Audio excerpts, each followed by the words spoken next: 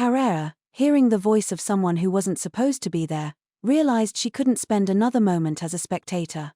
She couldn't believe it, but she also wasn't foolish enough to think this was some kind of dream. "Hey there," she said. "Didn't die after all, huh? Hey.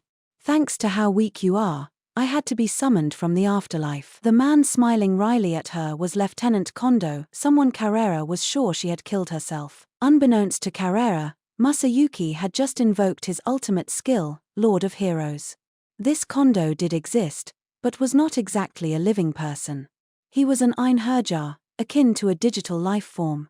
Kondo's presence would normally be impossible, but thanks to Masayuki's skill, he had rushed over to Carrera in her time of greatest need. "Now, don't tell me the demon powerful enough to kill me is going to meet her end here. Don't believe it for a minute.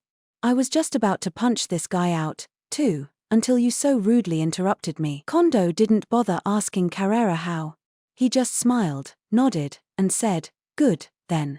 I'll help you if you'll let me." It was a very casual offer, and Carrera accepted it as a matter of course. "Well, you know, given the state I'm in, sure." Her pride as a demon wasn't a concern. In fact, she sounded happy about this. A new and powerful partnership had just been formed. Despite the desperate situation, the two were casually working out their plans. "So what's your strategy?" Carrera asked. "You gonna beat her for me or what?" Now that they were a team, Carrera was already making some pretty harsh demands. It made Kondo roll his eyes at her, sighing, "Well, not even I could beat someone like that." He always was a realist. And although he was only several minutes old in this manifestation, he still calmly, accurately grasped the situation. The subsequent decision he made was just as rational. "But fortunately for us, her eyes are on everyone else," he said. "Oh, if we can't win the normal way, we'll just have to use a hidden trick." Kondo put his hand on top of Carrera's. His intention was to pour his power into the golden gun in Carrera's hand. "Holding my hand out of nowhere. You're gonna make me blush." "Quiet. Now's not the time for jokes like that." Carrera was actually pretty serious.